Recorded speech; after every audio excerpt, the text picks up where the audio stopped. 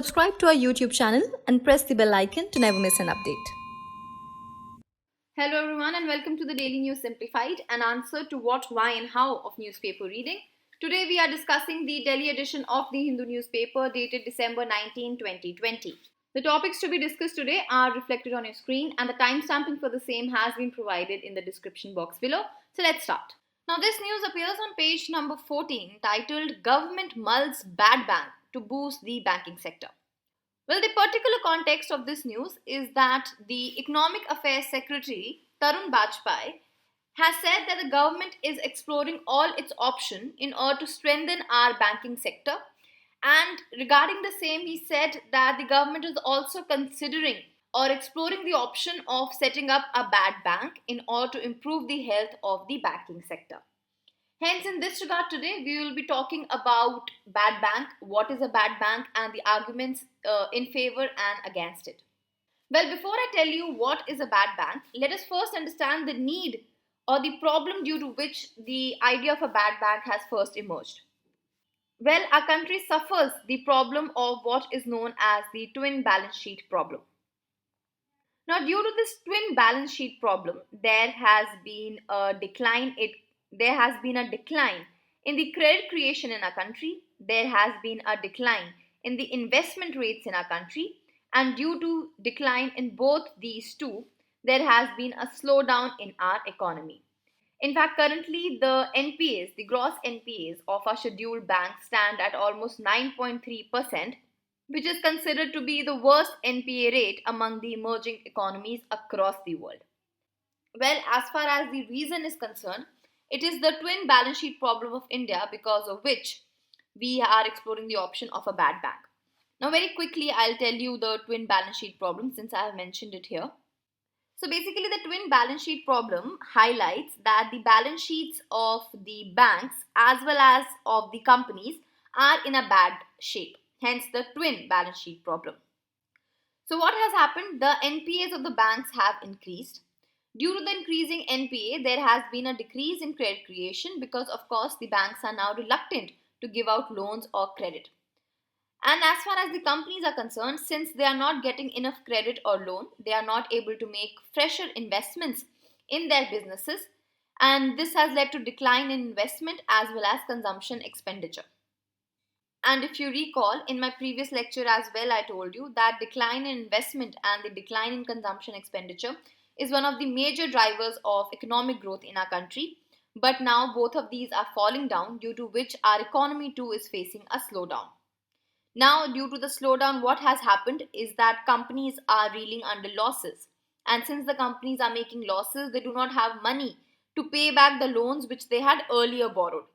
So due to this inability of the companies to repay back the loans, a lot of loans which these companies took are now being classified as non-performing assets. And then again, this is leading to increase in the NPAs, and this increase in the NPA is leading to decrease in credit creation, hence forming a vicious economic cycle due to this twin balance sheet problem. Now, coming to the concept of a bad bank and how the government is exploring this option in order to strengthen our banking sector. Well, as far as the definition is concerned, a bad bank is nothing but a specialized bank which does two things basically. First is that it will purchase the non-performing assets from the banks in our country, and then it will restructure these NPAs or these loans for them. In fact, the idea of a bad bank is not new.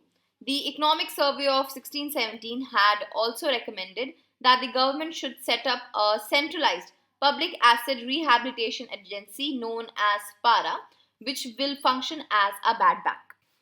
Now, let me explain this concept with help of an example. Now, let's say a bank XYZ has an NPA of around 1000 crores. Now, in accordance to the RBI norms, this bank would be required to set aside a certain percentage of its profit in order to cover or make good for the NPAs which it has been suffering. This is called as the provisioning norms. Now, the problem here is that the increase in the NPAs of the bank is also leading to higher provisioning requirement for the banks. And this higher provisioning requirement by the banks is severely affecting the ability of the banks to lend new loans and make profit from these new loans in order to strengthen their financial position.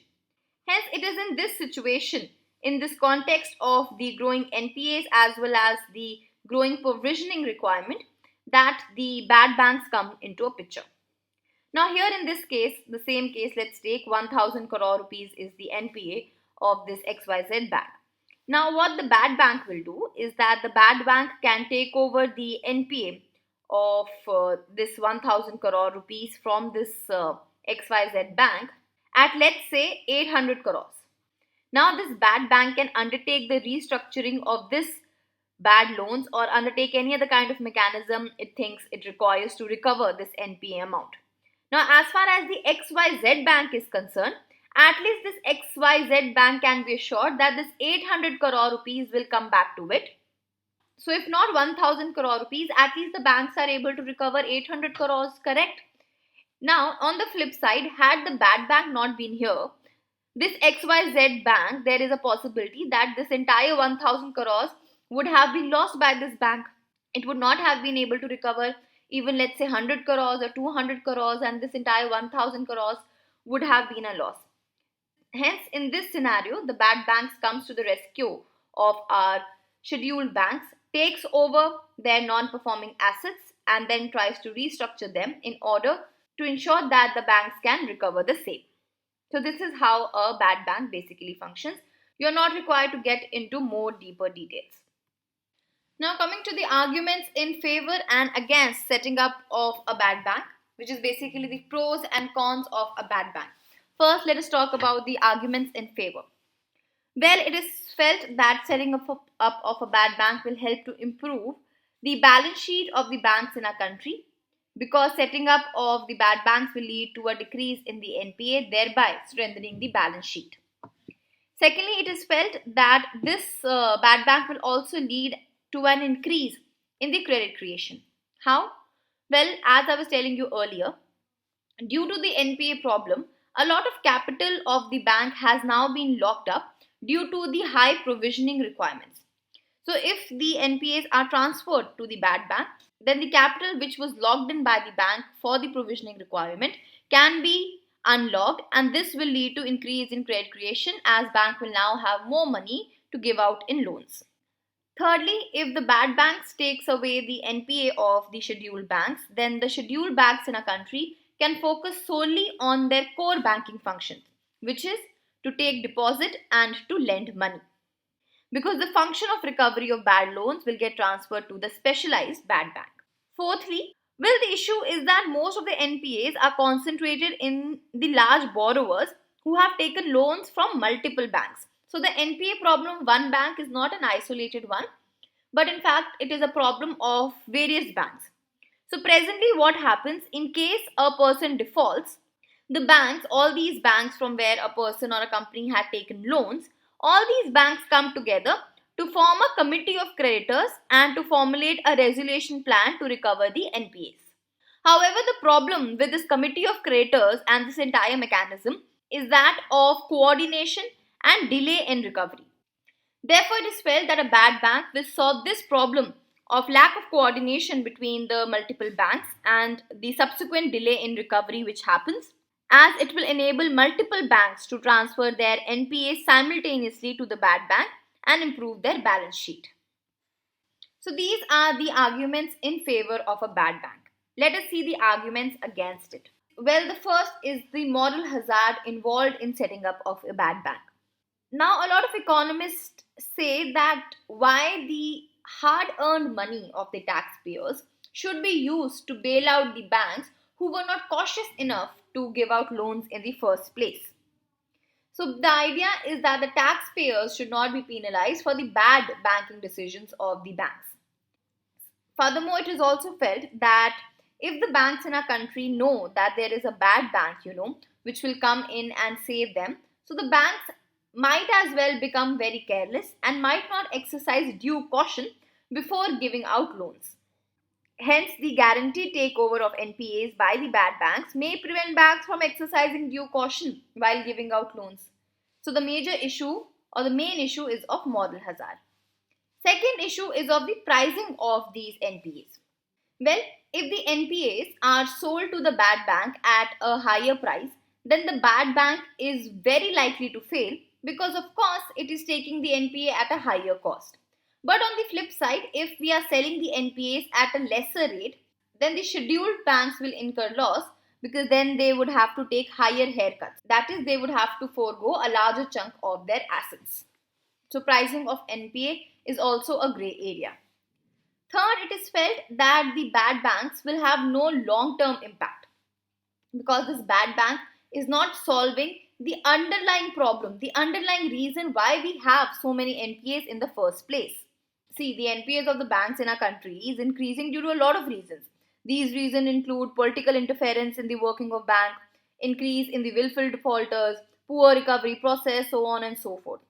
Therefore, bad bank is not basically solving the core problem of why we are having the NPAs in the first place.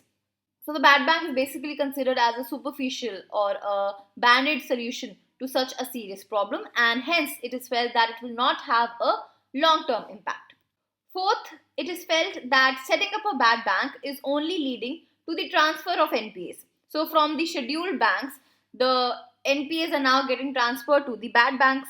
So hence bad bank is only leading to a mere transfer of assets from one entity to another and not solving the underlying problem. Fifth issue is the international experience as far as bad banks is related. Now, in countries like Sweden and all, bad banks are working very well because there, in those countries, the NPA problem is limited only to housing loans. However, in India, the NPAs are present across multiple sectors: housing, real estate, corporate, infrastructure, so on and so forth. Hence, it is felt that the bad bank is not really suited if you look at the India scenario or the exact problem of India. Last but not the least, even if we take care of all the above mentioned problem, how are we supposed to get the finance or the money to first set up a bad bank? Therefore, the difficulty in mobilizing finances for setting up of a bad bank is also seen as a problem or a challenge against setting up of a bad bank. Hence, in conclusion, we can say that setting up of a bad bank would only be a superficial and a bad-end solution. What the government must actually in reality focus is on the 4 R's of the banking system, which is reform, recognition, recapitalization, and resolution. And if after doing all these four, nothing is being done, then the government can think of setting up a bad bank. But it should not be the first top solution, correct? We should first look at the 4 R's of banking reform, and then if those fail, then we can probably look for such superficial solutions. With this, let's take up our next news. We will start our today's discussion by taking this lead article which has appeared on page number 6 titled MSP, the factoids versus the facts. Well, you know that the recent passage of the Farm Act has brought the focus on the MSP regime. The farmers believe that the Farm Acts will ultimately lead to the dismantling of the minimum support price regime, and hence they would be exploited by the corporate entities. Therefore, the farmers are asking that the government should amend these Farm Acts and provide that the private sector will not procure the agriculture commodities below the MSP which is being declared by the government. However, having said so, on the other hand, there are a lot of economists, who feel and have highlighted time and again the various flaws associated with the MSP regime. Therefore, a lot of economists are in favor of doing away with the MSP. Now, in this regard, this article seeks to debunk certain myths or flaws which have been associated with the MSP. Now, before I talk about the problems of MSP and what are the facts or the myths, let us first understand what is the minimum support price very briefly. I'm sure you all are aware of it by now, but just for better recapitulation and revision, let's go. So basically, it is the Commission on Agriculture Cost and Prices, CACP, which basically recommends or which basically says that such MSP should be provided for such crops. However, the actual notification of the MSP is done by the Cabinet Committee on Economic Affairs. So this is a very important point for prelims. The notification is done by the Cabinet Committee on Economic Reforms. However, the recommendation or the prices are actually suggested by the Commission on Agriculture Cost and Prices. Now, MSP is notified separately for Rabi and Kharif season crops. Currently, we give MSP on 22 commodities, out of which we have 7 cereals, 5 pulses, 7 oilseeds, and 3 commercial crops such as copra, cotton, and raw jute. For sugarcane, we have what is known as the fair and remunerative prices. So, sugarcane does not come under MSP. Now, coming to the more important question, how is MSP fixed? Well, the Commission on Agriculture Cost and Prices considers various factors such as the cost of cultivation, the cost of production, what is the productivity of the crop, how are the market prices, etc., to determine what will be the MSP for the year. Now, different methodologies have been used to calculate MSP. There are basically 3 of them. First is what is known as the A2. Now, in the A2 approach, we include the cost of inputs such as seeds, fertilizers, labor, etc. Then we have the A2FL approach. Now, in the A2FL approach, we are of course using A2, that is the cost of input. And in addition to cost of input, we are also factoring in the implied cost of family labor. And this A2 plus FL is what is being currently followed in India to calculate MSP. Now, there is another approach known as the C2 approach, which was recommended by the MS Swaminathan committee. Now, this approach is known as the C2 approach. In this, of course, we will take A2 plus FL, and to A2 and FL, we are going to add the implied rent on land as well as the implied interest on the capital assets.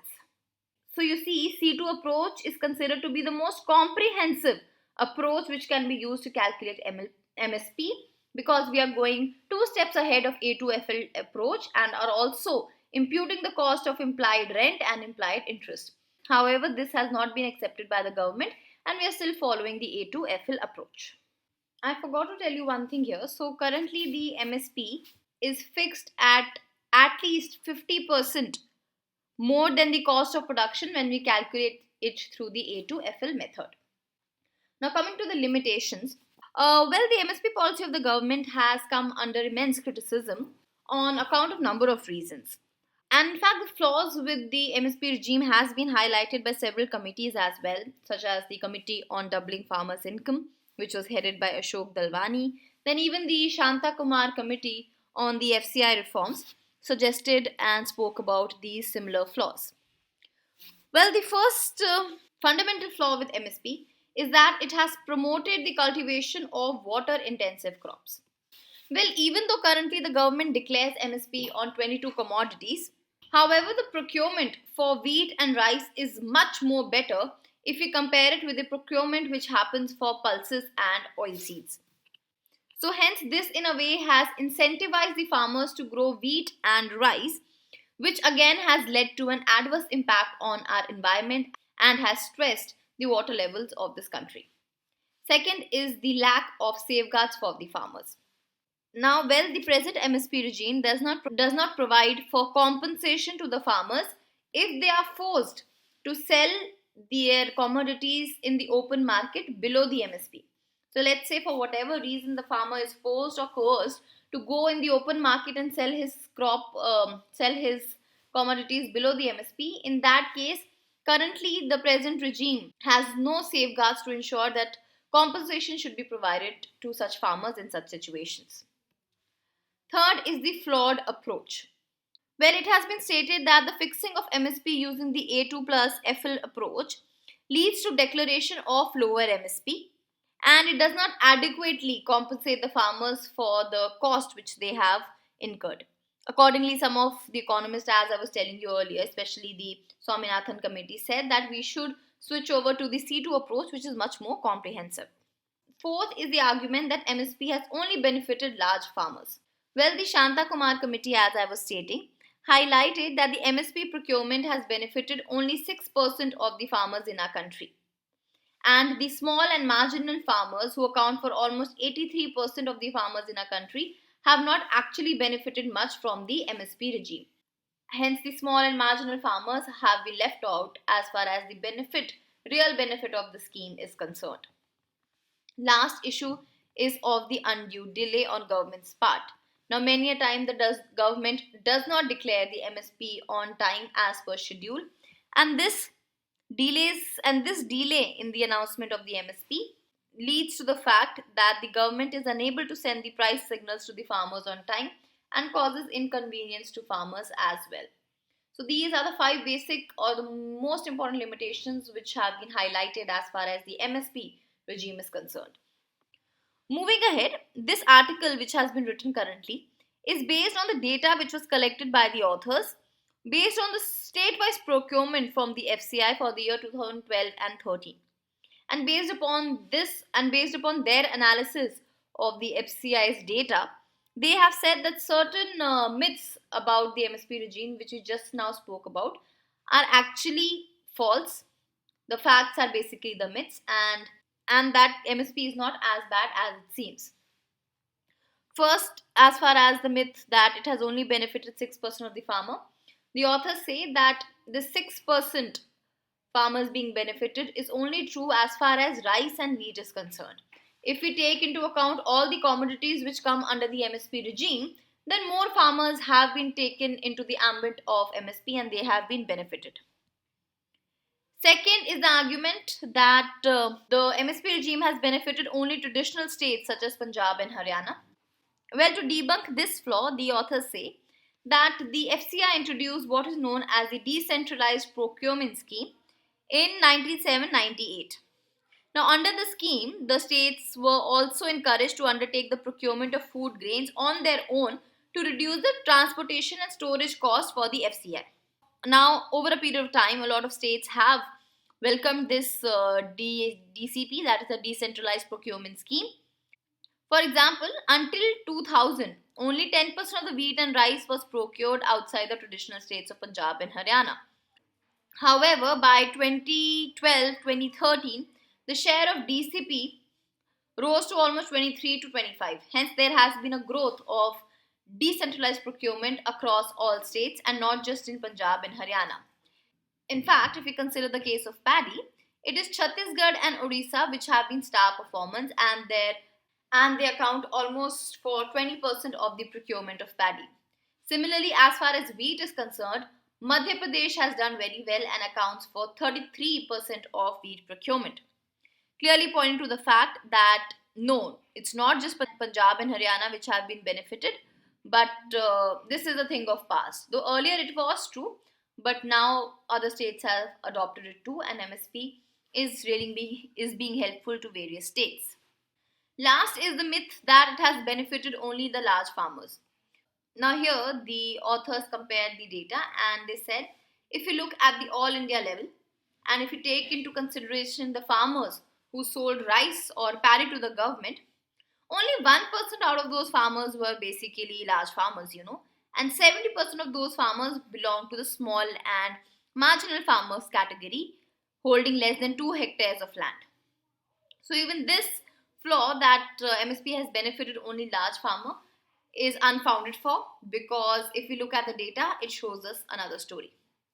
Now, though I have told you what the authors in this article have stated, however, please remember that the opinion given in this article is of the authors, and this opinion too they have formed based on the research which they carried out.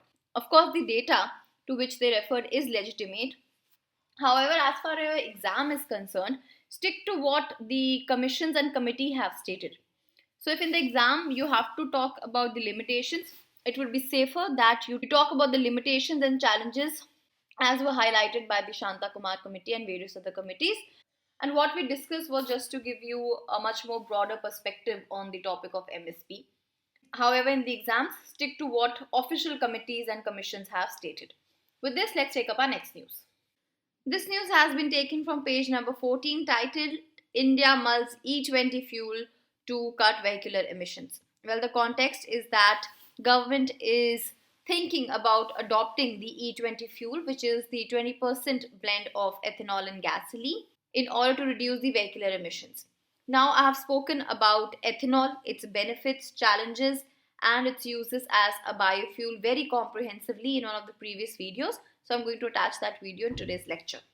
This news appears on page number 16 and is stating that the Union Minister for Road Transport and Highways, Nitin Gadkari, has said that he will soon send a notice to the Petroleum Ministry to allow opening of ethanol pumps in the country. Hence, in today's discussion, we'll be talking about biofuels, especially ethanol and ethanol blending. Now, this topic is important both from the perspective of prelims and mains. In the mains, it will become important from the perspective of GS paper 3, both under the category of economy, because ethanol is being used as a biofuel, as well as under the category of environment. Now, ethanol, which is also known as ethyl alcohol, is mainly used as a biofuel in India. Now, biofuel is any hydrocarbon fuel that is produced from an organic matter. Now, usually ethanol is produced from sugarcane, maize, wheat, etc., which have high starch content. Hence, a high starch content is important to produce ethanol.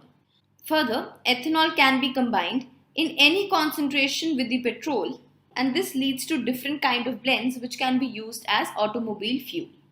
Before we go on to discuss ethanol in detail in the perspective of India, we will first look at the benefits of ethanol.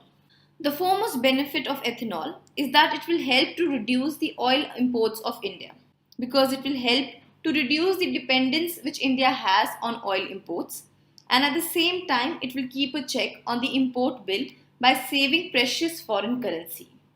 Second benefit is that it is environment friendly. Because of the fact that ethanol contains 35% oxygen, it allows the engine to more completely combust the fuel. Hence, it results in fewer emissions. For example, it reduces the emission of carbon dioxide, nitrogen oxide, carbon monoxide, particulate matter, as well as sulfur dioxide. In addition to this, since ethanol is produced from plants and other sources which use the power of the sun, it is also considered as a renewable source of energy. Third is that it will support the agriculture sector of our country. Since ethanol and other biofuels are produced from plants and other sources, it will help support the agriculture sector, because to manufacture ethanol we will require sugarcane and other products. In addition to this, biofuel manufacturing plants can employ hundreds or thousands of workers, hence can also create jobs in rural areas. Thus, all in all, biofuel crops will provide an economic stimulation to the agricultural industry. And the next benefit is that ethanol is engine friendly. Now, ethanol has a high octane rating, and it is found out that it is a high performance fuel and keeps the high compression engines running smoothly. Further, since ethanol blended fuels do not leave any gummy deposits, they also keep the fuel system clean. Next, let us see what is the policy in India in regard with ethanol. Now, as mentioned, ethanol in India is mainly produced from sugarcane through the process of fermentation. Further, in order to promote the use of alternative and environment-friendly fuels and to reduce the import dependency, the Government of India in the year 2003 launched the Ethanol Blended Petrol Program. Earlier, this program was under the Ministry of Petroleum and Natural Gas, but now this Ethanol Blended Petrol Program is run by the various oil marketing companies. Now, just like any other biofuel, ethanol too in India is governed through the National Policy on Biofuels, which was released in the year 2018. Now, this 2018 biofuel policy has set certain ambitious targets. The foremost of them is that it wants to reach 20% ethanol blending by the year 2030, and to take steady and small steps, it has first decided to reach 10% ethanol blending by the year 2022. Therefore, this 20% by 2030 and 10% by 2022 are the targets which have been set under the 2018 biofuel policy. But if we look at the current status, the average all India ethanol blending with the petrol, which was achieved in the year 2017-18, was only 4.22%. However, for this current season, which is calculated from December 2018 to November 2019, India is set to achieve the highest ever record of ethanol blending of almost 7.2%, because for the current season, sugar mills in India have contracted for a higher supply of ethanol. Hence, please keep in mind these figures. Moving ahead, in order to encourage the ethanol production, the government has reduced the GST on ethanol, which has to be used for the ethanol blended petrol program, from 18% to 5%. Please again keep in mind, this is only for the ethanol which is being used for the ethanol blended petrol program. Another thing, last year the government notified then ethanol can be made directly from sugarcane juice. Now earlier, the sugar mills were allowed to manufacture ethanol from a byproduct called C molasses, and this C molasses was attained after the sugar was taken out while processing the raw sugarcane juice.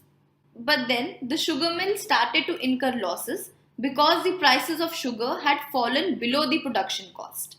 Hence the government decided that these sugar mill can produce ethanol directly from the sugarcane juice or the B molasses, and this will help to divert the overproduction. So now, instead of first producing sugar from sugarcane and then using the leftover molasses to produce ethanol, the sugarcane mills can directly produce ethanol from the sugarcane juice. So these were certain figures related to ethanol in India. Let us now see what are the challenges in ethanol production. Now coming to the concerns and the challenges, the first challenge is that since the major source of production of bioethanol in India is from molasses, which is a byproduct of sugarcane, hence ethanol production is dependent on the availability of the sugarcane, which again is cyclic in nature. Secondly, ethanol has many other alternative uses, as it is used as potable alcohol. It is also used in the chemical and the pharmaceutical industry. Hence, all these industries also provide a stiff competition to be used as a biofuel. In addition to this, there is the challenge of cost. Production of biofuels require land as well as initial infrastructure. Hence, the cost of procuring land and developing the infrastructure can be very high. Further, though growing engineered biofuel crops can benefit the farmers commercially, but growing such crops in excess number can also lead to loss of biodiversity. Next concern is of food shortages, because it is believed that using valuable crop land to grow fuel crops can have an impact on the cost of food and can possibly lead to food shortages. And the next challenge is of water scarcity, because massive quantities of water are required for proper irrigation of biofuel crops as well as to manufacture that biofuel. Hence, all of this can put a strain on the local and regional water resources. Lastly, let us discuss some other initiatives by the government to enhance the production of ethanol. First is that the government has enhanced or extended the source of production for ethanol. Now, the raw materials which can be used for producing ethanol include sugarcane juice, sugar-containing materials like sugar beet, sweet sorghum, starch-containing materials like corn, cassava, as well as even damaged food grains like wheat, broken rice, rotten potatoes, etc. Secondly, the government has also come out with a yojana known as the Pradhan Mantri Jeevan Yojana. Now, under this yojana, the government is providing viability gap funding to set up commercial projects for the second generation ethanol biorefineries. So basically, this project is going to give financial assistance to the people to set up commercial projects to produce second generation ethanol. Apart from this, we have already discussed the reduction in the GST from 18 to 5%, as well as the ethanol blended petroleum program. Now, as mentioned in the beginning, ethanol is a biofuel.